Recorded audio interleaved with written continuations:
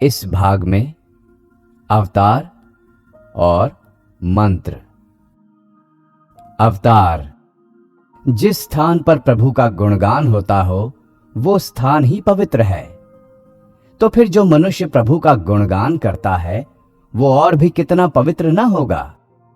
अतएव जिनसे हमें आध्यात्मिक शिक्षा प्राप्त होती है उनके समीप हमें कितनी भक्ति के साथ जाना चाहिए।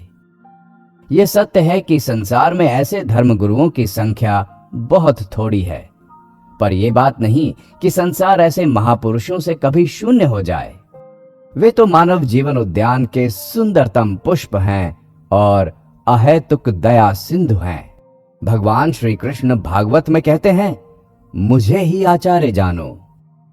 ये संसार ज्यों ही इन आचार्यों से बिल्कुल रिक्त हो जाएगा त्यों ही ये एक भयंकर नरक कुंड बन जाएगा और नाश की ओर द्रुत वेग से बढ़ने लगता है।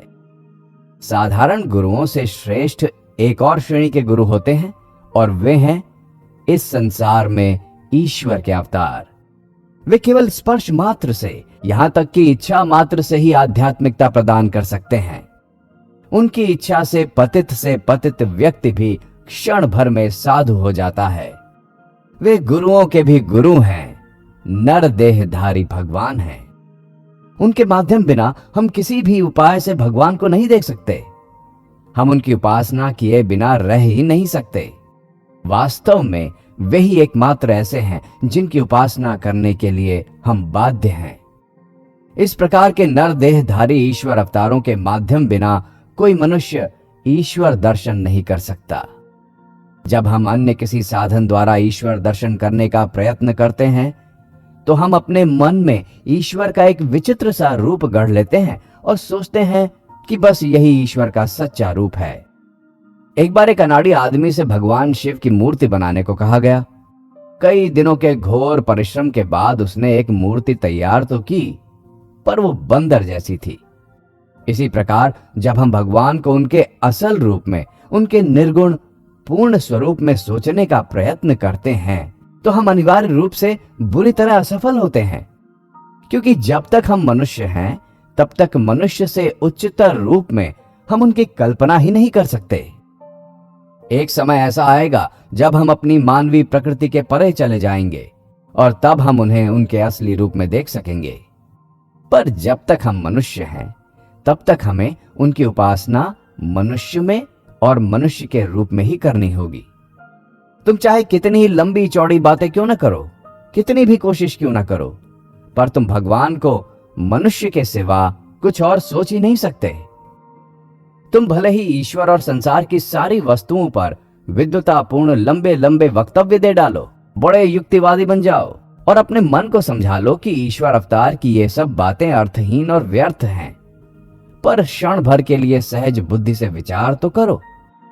इस प्रकार के अद्भुत विचार बुद्धि से क्या प्राप्त होता है?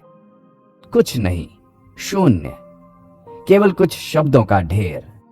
अब भविष्य में जब कभी तुम किसी मनुष्य को अवतार पूजा के विरुद्ध एक बड़ा विद्वतापूर्ण भाषण देते हुए सुनो तो सीधे उसके पास चले जाना और पूछना कि उसकी ईश्वर संबंधी धारणा क्या है।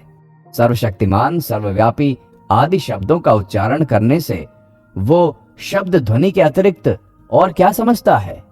तो तुम देखोगे कि वास्तव में वो कुछ नहीं समझता।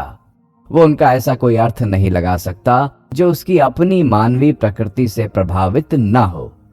इस बात में तो उसमें और रास्ते चलने वाले एक अनपढ़ गवार में कोई अंतर नहीं। फिर भी यह अनपढ़ व्यक्ति कहीं अच्छा है, क्योंकि कम से कम वो शांत तो रहता है। वो संसार की शांति को तो भंग नहीं करता। पर वो लंबी लंबी बातें करने वाला व्यक्ति मनुष्य जाति में अशांति और दुख पैदा कर सकता है। धर्म का अर्थ है प्रत्यक्ष अनुभूति। अतएव इस अनुभूति और थोथी बात के बीच जो विशेष भेद है उसे हमें अच्छी तरह पकड़ लेना चाहिए। आत्मा के गंभीरतम प्रदेश में हम जो अनुभव करते हैं वो प्रत्यक्षानुभूति है। इस संबंध में सहज बुद्धि जितनी असहज यानी दुर्लभ है उतनी और कोई वस्तु नहीं। हम अपनी वर्तमान प्रकृति से सीमित हो ईश्वर को केवल मनुष्य रूप में ही देख सकते हैं। अब मान लो भैंसों की इच्छा हुई कि भगवान की उपासना करें, तो वे अपने स्वभाव के अनुसार भगवान को एक बड़े भैंसे के रूप में देखेंगे। यदि एक मछली भगवान की उपासना करना चाहे तो उसे भगवान को एक मछली के रूप में ही सोचना होगा। इसी प्रकार मनुष्य भी भगवान को मनुष्य रूप में ही देखता है। ये न सोचना कि ये सब विभिन्न धारणाएं किसी विकृत कल्पनाओं से उत्पन्न हुई हैं। मनुष्य, भैंसा, मछली, ये सब मानो भिन्न भिन्न बर्तन हैं। ये सब बर्तन अपनी अपनी आकृति और जल धारण शक्ति के अनुसार ईश्वर रूपी समुद्र के पास अपने को भरने के लिए जाते हैं।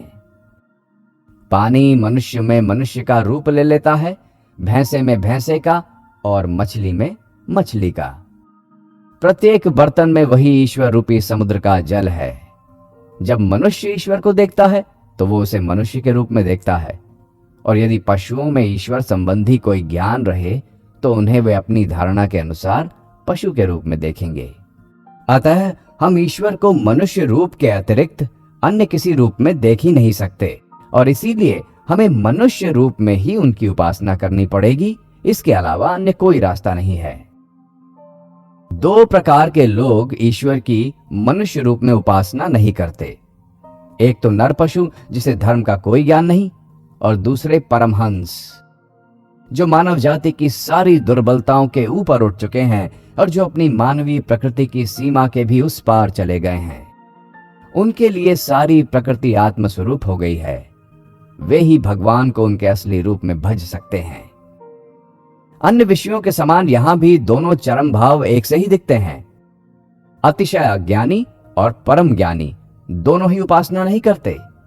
नर पशु अज्ञानवश उपासना नहीं करता, और जीवन मुक्त ने तो अपनी आत्मा में परमात्मा का प्रत्यक्ष अनुभव कर लिया है। अतः उनके लिए उपासना की फिर आवश्यकता ही कहां। इन दो चरम भावों के बीच में रहने वाला कोई मनुष्य यदि आकर तुमसे कहे कि वो भगवान को मनुष्य रूप में भजने वाला नहीं है, तो उस पर दया करना। उसे अधिक क्या कहें, वो तो बस थोती बकवास करने वाला है। उसका धर्म अविकसित और खोखली बुद्धि वालों के लिए है। भगवान मनुष्य की दुर्बलताओं को समझते हैं और मानवता के कल्याण के लिए मानव देह धारण करते हैं।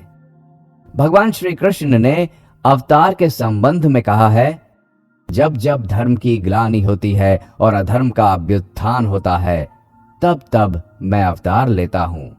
साधुओं की रक्षा और दुष्टों का नाश करने के लिए तथा धर्म संस्थापना के लिए मैं युग युग में अवतीर्ण होता हूं। मूर्ख लोग मुझे जगदीश्वर के यथार्थ रूप को न जानने के कारण मुझ नरदेहधारी की अवहेलना करते हैं।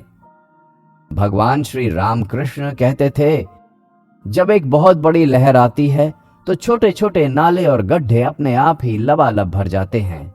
इसी प्रकार जब अवतार जन्म लेता है तो समस्त संसार में आध्यात्मिकता की एक बड़ी बाढ़ आ जाती है और लोग वायु के कण कण में धर्म भाव का अनुभव करने लगते हैं। मंत्र। अवतारी महापुरुषों के वर्णन के बाद अब हम सिद्ध गुरुओं की चर्चा करते हैं। उन्हें मंत्र द्वारा शिष्य में आध्यात्मिक ज्ञान का बीजारोपण करना पड़ता है। ये मंत्र क्या है? भारतीय दर्शन के अनुसार नाम और रूप ही इस जगत की अभिव्यक्ति के कारण है। मानवीय अंतर जगत में एक भी ऐसी चित्तवृत्ति नहीं रह सकती जो नाम रूपात्मक न हो। यदि यह सत्य हो कि प्रकृति सर्वत्र एक ही नियम से निर्मित है, तो फिर इस नाम रूपात्मकता को समस्त ब्रह्मांड का नियम कहना होगा। जैसे मिट्टी के एक पिंड को जान लेने से मिट्टी की सब चीजों का ज्ञान हो जाता है, उसी प्रकार इस देह पिंड को जान लेने से समस्त विश्व ब्रह्मांड का ज्ञान हो जाता है। रूप तो वस्तु का मानो छिलका है और नाम या भाव भीतर का गुदा। शरीर है रूप और मन या अंतःकरण है नाम, और वाक शक्ति युक्त समस्त प्राणियों में इस नाम के साथ उसके वाचक शब्दों का अभेद्य योग रहता है। मनुष्य के भीतर व्यष्टि महत या चित्त में विचार तरंगें पहले शब्द के रूप में उठती हैं और फिर बाद में वे तदपेक्षा स्थूलतर रूप धारण कर लेती हैं। विशाल ब्रह्मांड में भी ब्रह्मा, हिरण्यगर्भ या समिष्टि महत ने पहले अपने को नाम के और फिर बाद में रूप के आकार में अर्थात इसे परिदृश्यमान जगत के आकार में अभिव्यक्त किया। ये सारा व्यक्त इंद्रिय ग्राह्य जगत रूप है और इसके पीछे है अनंत अव्यक्त स्फोट का अर्थ, समस्त जगत की अभिव्यक्ति का कारण शब्द ब्रह्म। समस्त नामों अर्थात भावों का नित्य समवायी उपादान स्वरूप ये नित्य स्फोट ही वो शक्ति है जिससे भगवान इस विश्व की सृष्टि करते हैं। इतना ही नहीं बल्कि भगवान पहले स्फोट रूप में परिणित हो जाते हैं और तत्पश्चात अपने को उससे भी स्थूल इस इंद्रिय ग्राह्य जगत के रूप में परिणित कर लेते हैं। इस स्फोट का एकमात्र वाचक शब्द है ओम। और चूंकि हम किसी भी उपाय से शब्द को भाव से अलग नहीं कर सकते, इसलिए ये ओम भी इस नित्य स्फोट से नित्य संयुक्त है। अतएव समस्त विश्व की उत्पत्ति सारे नाम रूपों की जननी स्वरूप इस ओमकार रूप पवित्रतम शब्द से ही मानी जा सकती है। इस संबंध में यह शंका उत्पन्न हो सकती है कि यद्यपि शब्द और भाव में नित्य संबंध है, तथापि एक ही भाव के अनेक वाचक शब्द हो सकते हैं। इसलिए यह आवश्यक नहीं कि यह ओम नामक शब्द विशेष ही सारे जगत की अभिव्यक्ति के कारण स्वरूप भाव का वाचक हो। तो इस पर हमारा उत्तर यह है कि एकमेव ये ओम ही इस प्रकार सर्वभाव व्यापी वाचक शब्द है, अन्य कोई भी उसके समान नहीं। स्फोट ही सारे भावों का उपादान है, फिर भी वो स्वयं पूर्ण रूप से विकसित कोई विशिष्ट भाव नहीं है। अर्थात यदि उन सब भेदों को जो एक भाव को दूसरे से अलग करते हैं निकाल दिया जाए, तो जो कुछ बचा रहता है वही स्फोट है। इसीलिए इस स्फोट को नाद ब्रह्म कहते हैं। अब बात यह है कि इस अव्यक्त स्फोट को प्रकाशित करने के लिए यदि किसी वाचक शब्द का उपयोग किया जाए, तो वह शब्द उसे इतना विशिष्ट कर देता है कि उसका फिर स्फोटत्व ही नहीं रह जाता। इसीलिए जो वाचक शब्द उसे सबसे कम विशेष भावापन करेगा, पर साथ ही उसके स्वरूप को यथासंभव पूरी तरह प्रकाशित करेगा, वही उसका सबसे सच्चा वाचक होगा।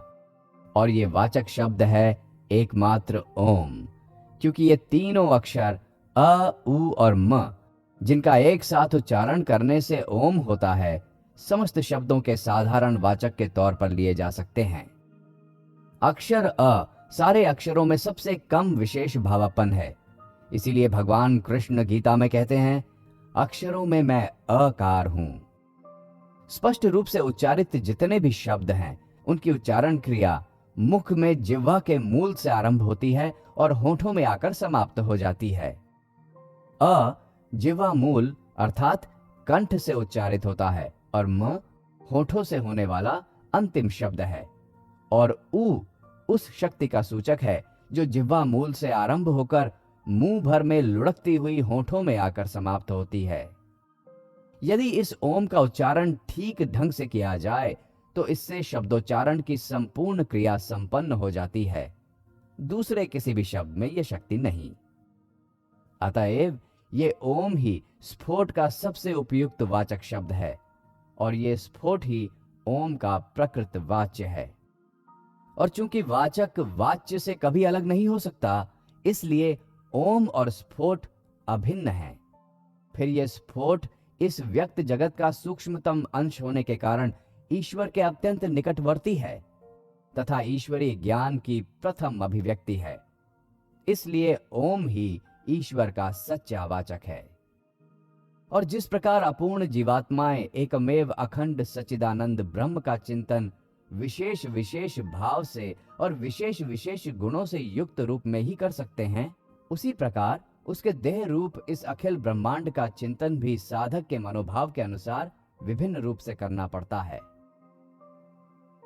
उपासक के मन में जब जिस प्रकार के तत्व प्रबल होते हैं, तब उसी प्रकार के भाव जागृत होते हैं। फल ये है कि एक ही ब्रह्म भिन्न भिन्न रूप में भिन्न भिन्न गुणों की प्रधानता से युक्त दिख पड़ता है और वही एक विश्व विभिन्न रूपों में प्रतिभात होता है। जिस प्रकार अल्पतम विशेष भावापन तथा सार्वभौमिक वाचक शब्द ओम के संबंध में वाच्य और वाचक आपस में अभेद्य रूप से संबद्ध हैं, उसी प्रकार वाच्य और वाचक का ये अविच्छिन्न संबंध भगवान और विश्व के विभिन्न खंड भावों पर भी लागू है। अतएव उनमें से प्रत्येक का एक विशिष्ट वाचक शब्द होना आवश्यक है। ये वाचक शब्द ऋषियों की गंभीरतम आध्यात्मिक अनुभूति से उत्पन्न हुए हैं और वे भगवान तथा विश्व के जिन विशेष विशेष खंड भावों के वाचक हैं, उन भावों को यथासंभव प्रकाशित करते हैं। जिस प्रकार ओम अखंड ब्रह्म का वाचक है, उसी प्रकार अन्यान्य मंत्र भी उसी परम पुरुष के खंड खंड भावों के वाचक हैं। ये सभी ईश्वर के ध्यान और प्रकृत ज्ञान की प्राप्ति में सहायक हैं।